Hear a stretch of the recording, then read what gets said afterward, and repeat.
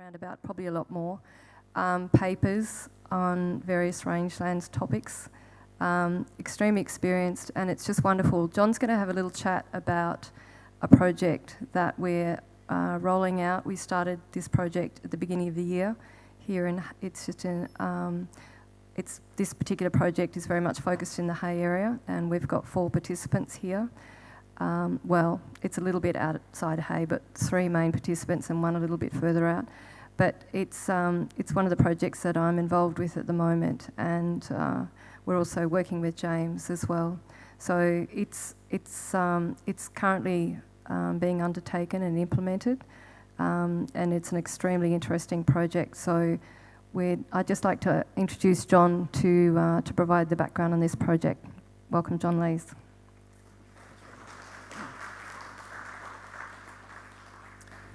Okay, thank you very much. My name's John Leys. First of all, I'd like to thank Splinter this morning for his invitation and welcome to country. Anyone who works on the land knows the country is our backbone and it is our mother and is language.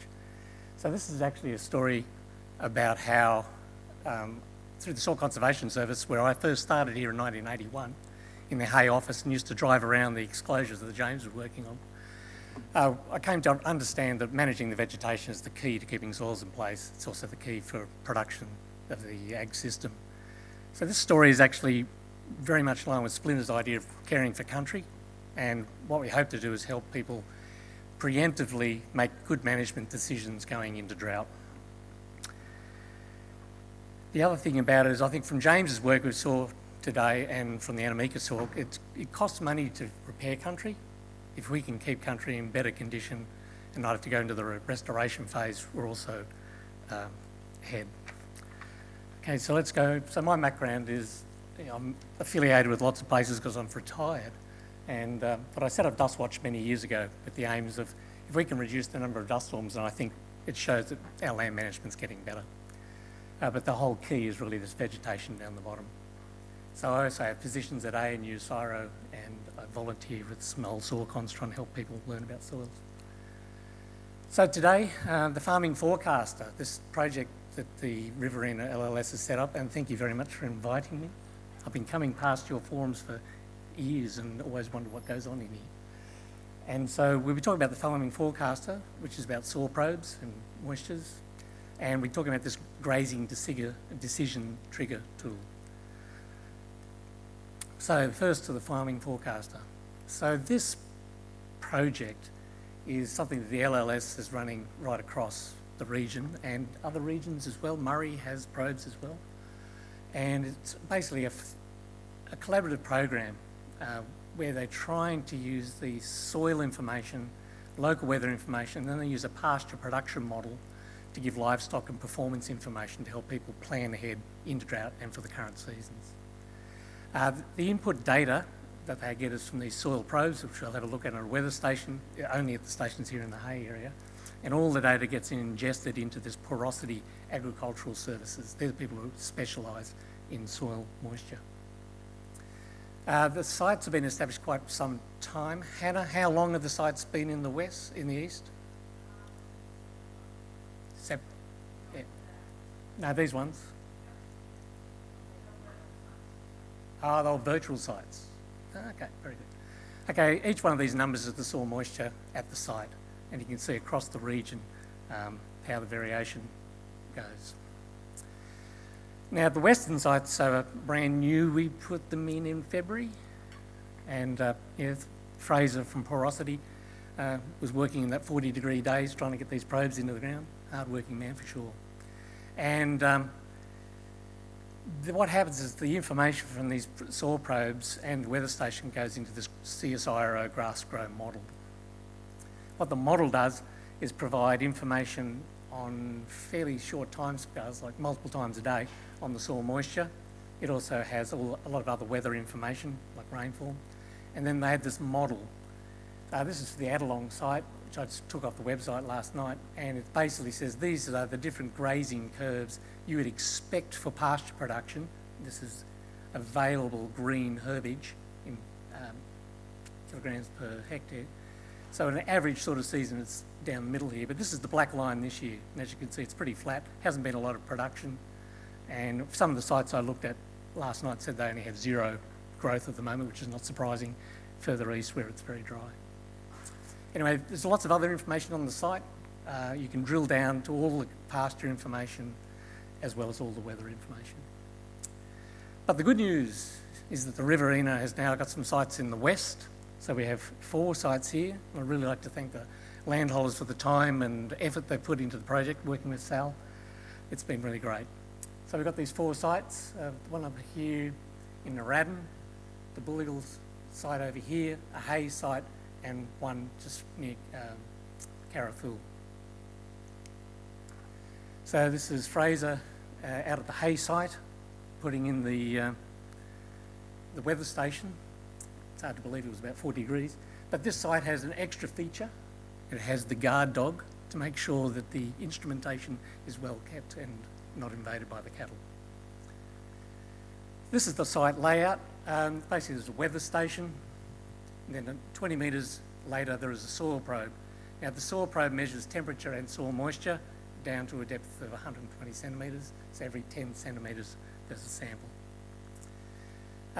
To make the information more useful, you really need to know about your soils. So Sam North from DPI went out to all the sites, also at the same time in the middle of summer, and dug some pits and got all this information. So this is what the site looks like at Bullygall. So it's obviously a saltbush site. The previous one had saltbush and a fair bit of ryegrass. Lots of soil information there as well. The soils, as you notice, this one's a bit more red in colour compared to the hay site. And then there's all the soil analysis information. And if you understand some of the soil information, you start to understand the limitations on the soil. So just draw your attention to the red things. This is the chloride and the EC, basically about salinity. So these soils are saline at depth. But the good news is, look at this, 1.5 is the number that James was talking about this morning. So 2 of the sites, the one at Wyvern and the one here at Bullygall, have got these incredibly high carbon numbers in the surface. So the management is really kicking along and things are going really well on those sites. Other sites are good as well. So this is the site at Carrathul. As you can see, it's basically all our grass pasture. And this is the site out in Narradin. And this is a cropping paddock, which is now being converted back to a pasture paddock. And it's also increasing in its resources. It's looking good. So this is what comes out of the actual site. They get the rainfall data. All this information is available on the web through the WideEye application. So they have rainfall. This is your temperature. Soil temperature. This is quite important for pasture growth. Soil moisture. And you can see here that that over these 2 small rainfall events managed to get a blip in the soil profile. Well, this one, the second one, actually didn't. Just a very slight rise. And these are the different soil moistures at depth. So also you really need to notice that when these 2 rainfall events came through, the top 0 to 10 centimetres did respond.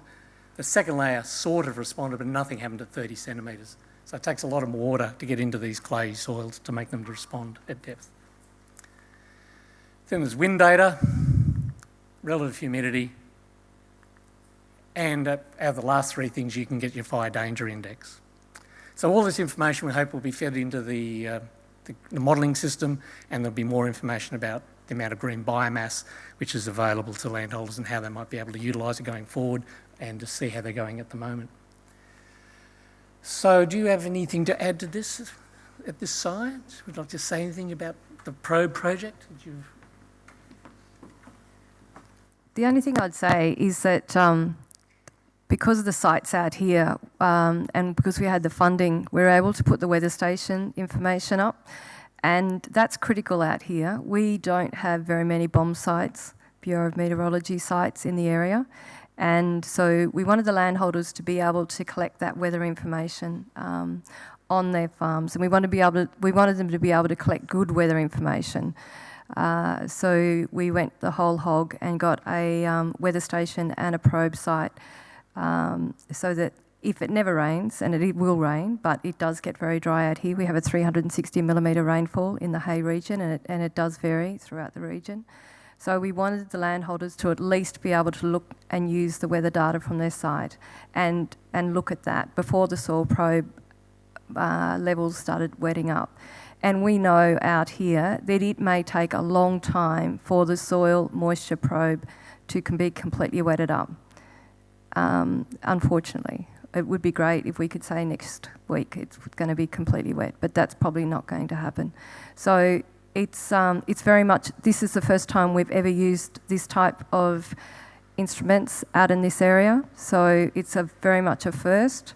We're working with Murray. Murray are also rolling them out in the western areas as well, and potentially Western may even come on board as well, once they start seeing that we get some genuine data from these sites. The landholders have been absolutely fantastic to work with, and we've got 2 of them here today.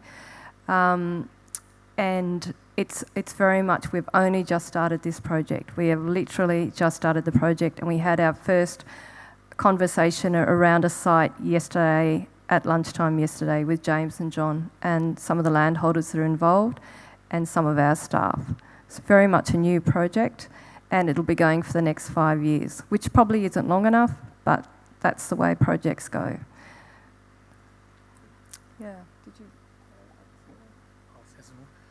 Yeah, so as I said, brand new project. Now, the first thing to know about this data, especially the soils data, the way they figure out what, in the soil, when you put a bucket of water into it, the water gets divided into 2 pools. One that the soil wants to hold on to, and the other one which the plants get available to. Now, to figure out what those numbers are, what's plant available, it takes time in this process because they have to wait for that entire profile to wet up and then dry down. And then they start to understand in the model how much moisture is actually available to the plants. So it's going to take a while before there are meaningful numbers coming out, but talking to Rebecca Stacey in Murray yesterday, they've been working with the programmer down there to try and also trim the model, because as you saw in some of the pictures, there's a lot of saltbush and things like that.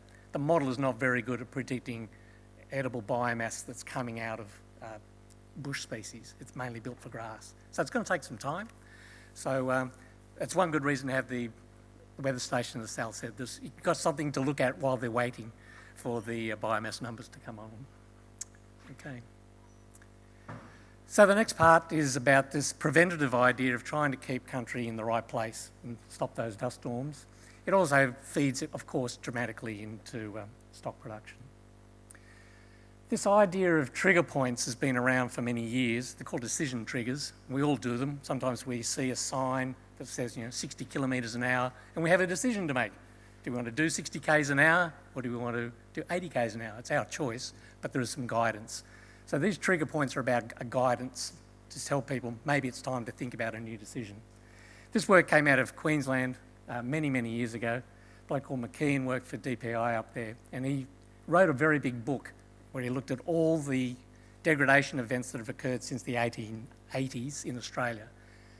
And this is some of his final findings, that he basically said the drought alone does not cause land degradation.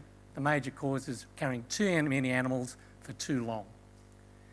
The second thing came up, and this is a direct quote, it's hard to imagine that any manager, if forewarned, the magic word, of a potential degradation event, that means drought, would take the risk of animal losses, financial costs and environmental damage by not reducing the stock numbers early. So I talked to McKean about this before he retired, and he was also said it's really interesting. We've been managing trials in Queensland for years, and we as the DPI still have difficulty in destocking early enough. They've got a big site up near Charterstown called Wombiana, and he said there's 3 droughts I've been through there and we got it wrong the first 2 times. So it's really hard to make that decision point. Now, McKean's question really is, when do we make this decision to destock? Now, there are lots of forecasting tools around, and I'm sorry to say you're about to have another one, but the BOM has the water outlook, which many of you may have had experience with. There is obviously the Department of Primary Minister's Regional Development Combined Drought Index, which is available through the New South Wales Government. But it's all about this concept of, can we get the right number of animals to work within the climate we've got? So we've got a single fence line here. This was taken about 2004 out near Lake Victoria. And obviously different sides of the fence. Only difference here is the animal numbers. And it's obvious that this side on the right-hand side is already blowing away. All this white stuff is sand moving around on the surface. So our study aim was to see if we could reduce soil erosion and land degradation by using satellite fractional vegetation cover. So there are satellites going over, they've been going over the last 40 years. Through a bit of mathematics, we can figure out how much ground cover we have. And we want to use this data as a decision tool to find out what month is the best one to make the month, to make the decision, and how much ground cover when you're driving around and you're looking at and you think, okay, I'm starting to hit that point. Or you can go on the website and just find the number. So these are all the polygons that we looked at. So we looked at 10 areas, all the farming forecaster sites, all the way from Narradin up here down to Hay. And I'll show you in detail how we did this calculation for the Hay site, but then I'll show you the results for all of them. I'd also like to acknowledge Bill and Pip Ryan. Bill's in the back of the office. We first did this analysis out at his place about 2 years ago, and we found that the model, this idea of a trigger point, worked really well as far as I was concerned in a scientific context, but after talking to Bill for many hours, it seems to work really well. It fits in with his management as well. So it was great to have the science lining up with the on-ground practice, because quite often you do science and you don't know if it's going to mean anything. So here we are out in Hay with some of the landholders, and we're looking at some of the information. I was trying to figure out what sort of decision tools do people use at the moment, and then could we use this vegetation cover data set as another tool or another way to validate what they're actually doing. So what we do from the satellite, it goes over twice a day, and it gives us information. So every month we get a data point. So this is the total cover of the dead stuff lying on the ground and the green stuff. So you add those two numbers together, you get total cover. And this is a time series of how it's changed over time. Now, the first thing you may notice is that the droughts are the red line. So this is the millennial drought, and this is the recent fire sticks drought. These are the really good seasons we're in at the moment, and post 2010. So the question is, somewhere in there, I was trying to find out what does a drought look like when it comes to ground cover. So we did a bit of mathematics, and basically, if you look at what the 20% of the numbers which are at the bottom of that profile, they're the sorts of things that happen during droughts. So in very dry periods, we get low ground cover. So this sort of became my trigger point. I thought, if we've got about 44% ground cover at the Mungandale site that we're looking at, that seems to describe what a drought looks like on their property. So the next thing to figure out was, which is the best month to predict that low ground cover in the following summer? So when does 40% ground cover occur, and which month is the best one? Bit of regression. So we've got the growing season rainfall down here, and then we've got the minimum cover that was going to occur in summer. We do some regressions, and we just look for the biggest R squared, which happens to be this one. So this is the best predicting month for that site. So for September, it's a very good predictor. So as I said before, we wanted to know what 44% ground cover would look like. That's the summer. What is the September rainfall? And it's about 61%. So that's how this trigger comes about. You work backwards from what ground cover occurs in drought and what happens before it. So 4 to 6 months in advance, I know, oh, God, if I've got this 61%, then if my September is below that red line, that's 61%, there's a high probability I'll go into the drought cover level. So that's just the simple question, that if you're above this line, you'll go below that one. Now, at this particular site, we had 6 instances over the last 24 years, and it worked except for that one. So 5 out of 6 times the model got it right. Okay, so now this is all the results. So I'm nearly finished. So what we found is the 2 months, August and September, were the best.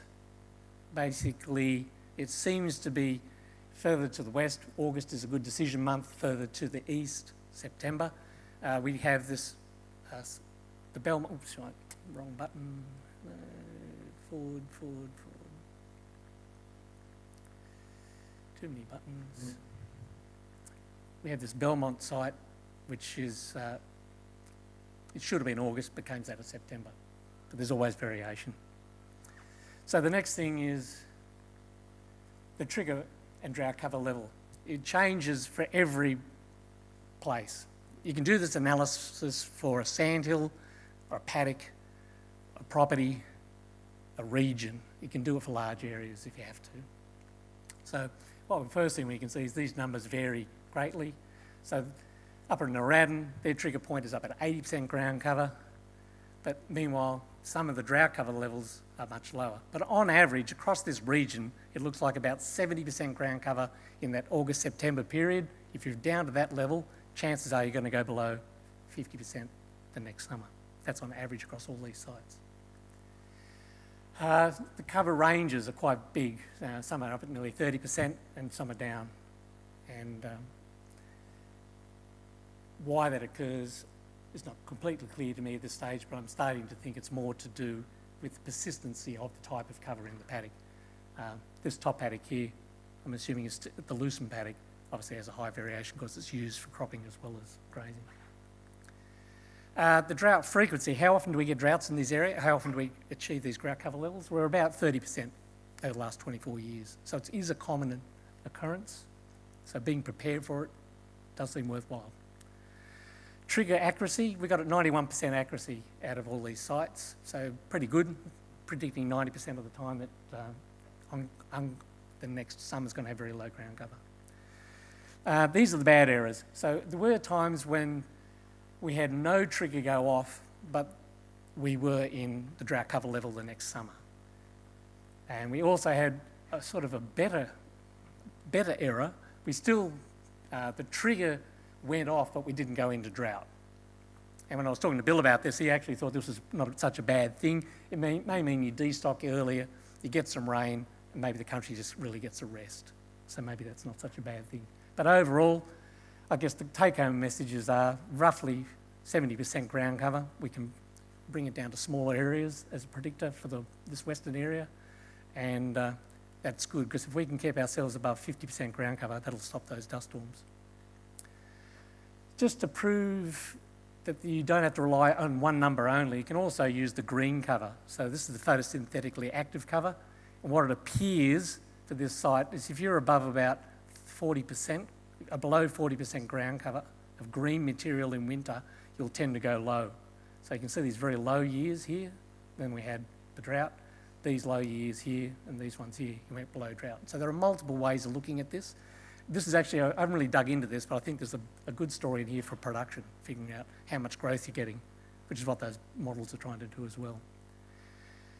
Last two ones. I need to put this in last night, Sal, sorry, but basically just to show, because someone was talking to me recently about the drought in South Australia. Well, I did a podcast with them a couple of weeks ago, and things are not good in South Australia. So this is the last 4 years, rainfall deficits, and it's basically saying up to 4 years ago, their drought started in the southeast, and then it slowly has crept west, which got me to thinking, how do my trigger methodology work?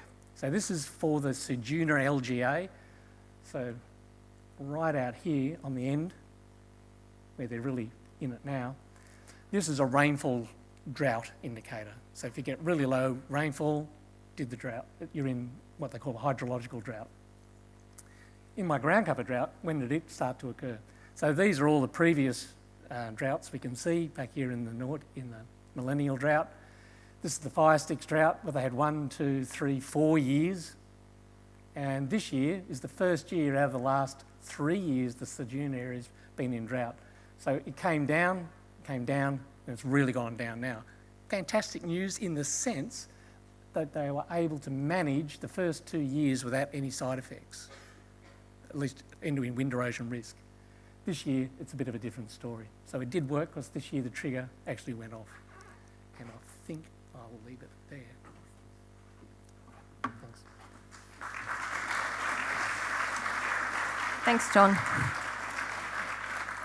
I know the university students will all have questions, because that's lots of really good data, but we're going to have to keep rolling because we are going a bit over time. But please contact John up at lunchtime and go and have a good talk to him, because he is a very good scientist with very good information and very experienced.